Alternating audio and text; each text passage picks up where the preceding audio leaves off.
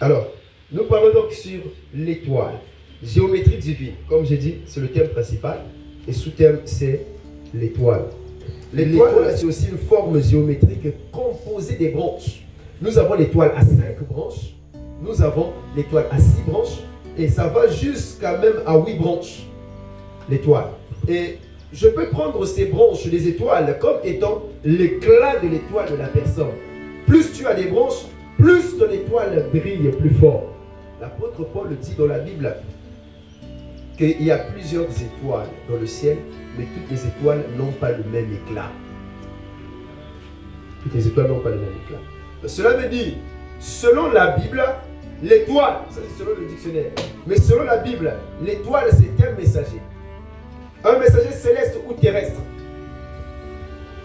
Un messager, c'est un être ou une personne qui vient avec un message.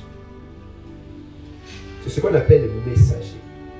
Nous avons les messagers célestes et nous avons les messagers terrestres.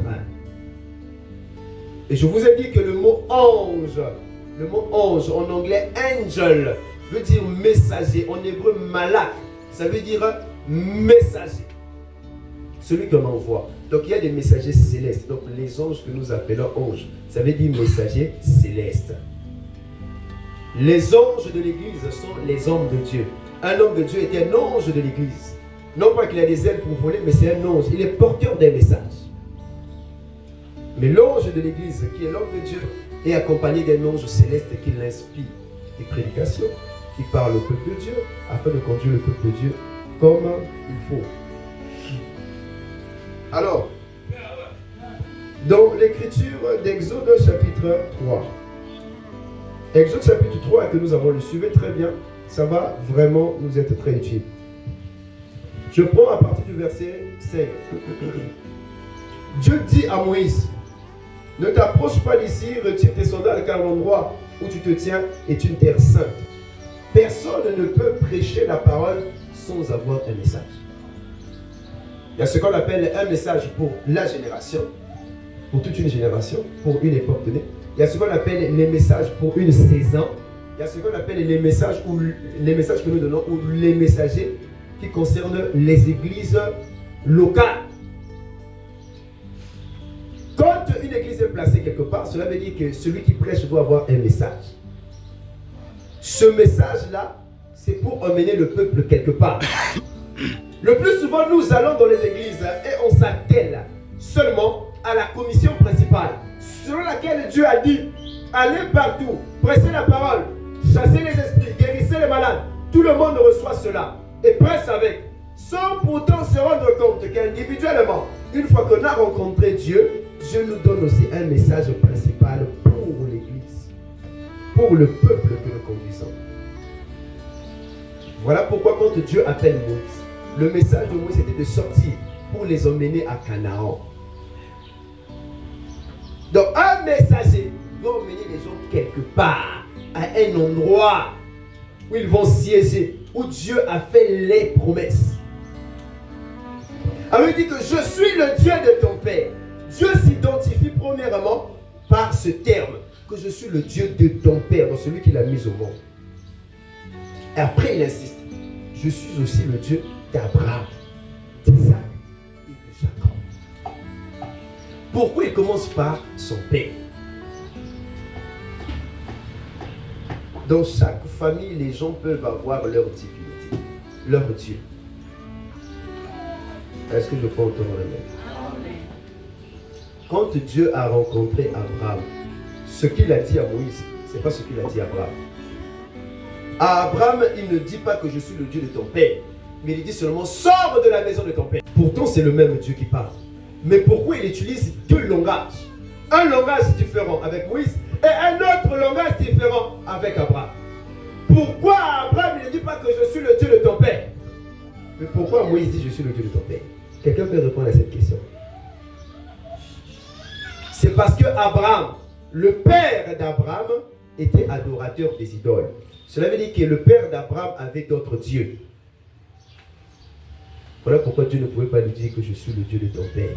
Abraham, il ne pouvait pas le dire. Parce que déjà le Dieu qui a rencontré Abraham n'était pas le Dieu du papa d'Abraham.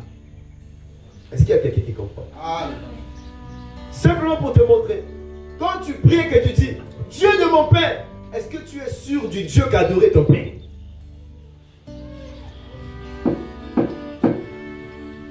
Je suis en train de prier le Dieu de mon père. Écoute-moi, est-ce que tu sais, tu connais le Dieu que ton père adorait? Donc le papa de Moïse qui était Abraham priait et adorait, amen, le Dieu qui avait rencontré Abraham. Voilà pourquoi quand il rencontre Moïse, il dit, je suis le Dieu de ton père, mais je suis aussi le Dieu d'Abraham. Dieu n'a jamais dit que Dieu était le Dieu du père d'Abraham, mais il était le Dieu d'Abraham. Est-ce que je peux entendre? Savoir réellement si mon père adore le Dieu. Aujourd'hui, nous disons, non, nous sommes des Africains, nous avons les traditions. Oui, il n'y a pas de problème. Il n'y a pas de problème. Nous avons, autant que chrétiens, autant que peuple africain, peuple bantou, nous sommes nés des terres avec des réalités. Mais est-ce que quand tu dis que non, le Dieu de mes pères, tu es sûr, ce Dieu que tu dis Dieu de tes pères, était-il un vrai Dieu ou adorait-il un Dieu différent de celui que toi tu connais? Parce qu'il y a le Dieu créateur des cieux et de la terre. En dehors du Dieu créateur des cieux et de la terre, il y a ce qu'on appelle des idoles qui sont devenus des objets d'adoration dans leur divinité.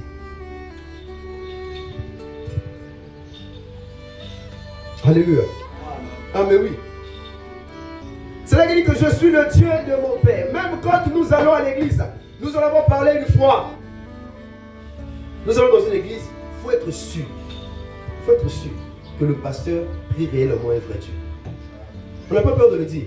Amen. On n'a pas peur. Non, il faut être sûr que vraiment il prie le Dieu créateur des cieux et de la terre. Yahweh. Parce qu'il y a des fois quand tu vas prier, ça arrive pour se rappeler de l'alliance que Dieu a avec son serviteur. Quand tu es dans les difficultés, tu dis Dieu du pasteur est tel. Dieu du pasteur est tel, souviens-toi de moi. Dieu du pasteur est tel. Est-ce que le pasteur est tel prier réellement le véritable Dieu? Parce que même dans le monde du ministère, il y a des hommes de Dieu qui ont leur divinité. Quand tu dis Dieu du pasteur, parfois c'est une divinité de la forêt qui est déchue. Parfois il prie des anges. Il adore les anges. Est-ce que je peux entendre la main? Parfois il adore pour lui certains esprits qui ne sont même pas dignes d'adoration. Donc, quand on parle, tu dis Dieu de mon pasteur. Il faut être sûr, le pasteur prie le véritable Dieu créateur des cieux et de la terre. On ne dit pas ça parce qu'une personne porte le vêtement de pasteur, qu'il est pasteur, que je peux me permettre de dire que Dieu de mon pasteur. Mais est-ce que tu connais son intimité avec Dieu? Est-ce que tu connais ses réalités dans le monde spirituel? Parfois non. Surtout aujourd'hui là, nombreux de gens sont en train de rentrer dans des confréries pour avoir un nom et non pour gagner des âmes. Le diable a envoyé un grand nombre des hommes de Dieu sur la terre qui sont nombreux dans beaucoup de confréries pour pouvoir gagner des âmes. Bien qu'ils soient en train de faire, ne sont pas gagnés pour Jésus. Mais ces gens, pour la plupart, leurs esprits sont bloqués dans la dimension spirituelle de leur royaume. Comme vous allez voir, l'homme de Dieu en train de prêcher là-dessus, là, il est en train de bloquer. Après la mort, tu te retrouves là-bas. Voilà pourquoi il faut que vous soyez sûrs. C'est pas parce que non, c'est le message. Le message et le messager est vrai. Mais les gens sont faux. Les gens sont faux.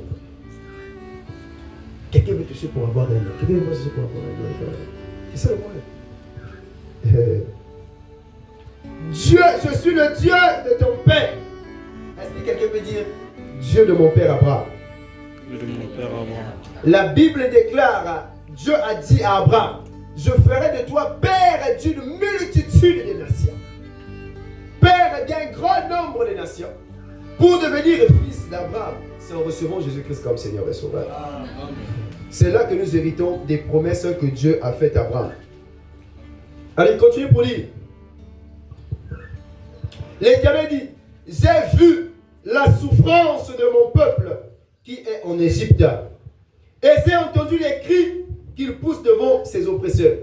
Oui, je connais ses douleurs. Je suis descendu pour les délivrer de la domination des Égyptiens. Et pour le faire monter de ce pays jusque dans un bon pays vaste. Un pays où coule le lait et le miel. La première des choses Dieu a dit quoi? J'ai vu. La deuxième des choses, Dieu a dit quoi? J'ai entendu. Et la troisième des choses, Dieu a dit que je connais. Trois choses. Dieu a vu, il a entendu et il connaît. Et il a décidé de faire quoi? De descendre. Mais la Bible est précise. La Bible dit quoi? J'ai vu la souffrance de mon peuple. La Bible est précise. La Bible dit que j'ai vu quoi? La souffrance de mon peuple. Et j'ai entendu les cris et je suis descendu. Donc la première des choses pour que Dieu puisse descendre, il fallait que ce soit son peuple. Moi j'étais rentré à la maison. Pendant ce moment-là de prière, l'ange du Seigneur est descendu, a pris un œil. Il a dit, il m'a mis un œil au niveau de mon front. Et quand je suis rentré à la maison, dès que je me suis reposé, les yeux se sont ouverts. L'œil là m'a permis de voir une dimension qu'on appelle la dimension où se trouvent les esprits, qu'on appelle les aminophes. Vous ne trouverez pas le mot aminophe dans la Bible. Mais c'est quoi? C'est la dimension spirituelle. C'était grâce à quoi? À ce que l'esprit avait fait.